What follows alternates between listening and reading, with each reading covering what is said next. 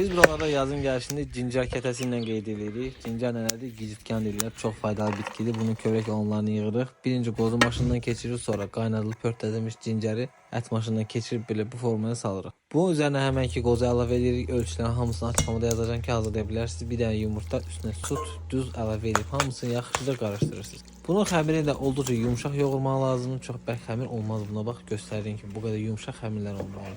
Bunu açanda bacardığınız qədər nazik açın, belə çox da incə olmaya ehtiyac yoxdur amma. Ortadan qatlayıb iki hissəyə belə bayaqki qarışımı yayırsınız, ağzını bağlayırsınız, bək-bək qıraqlarını əzib forma verib kəsə bilərsiniz. Biz bunu odun peçin üzərində bişirdik çünki belə daha dadlı olur. Pişən kimi də üzərinə yaxşı kərə yağı gəzdirdik. Belə ləzzətli yağlı yemək əlbəttə yanında samvar çay olmadan heç bir mənası yoxdur məncə.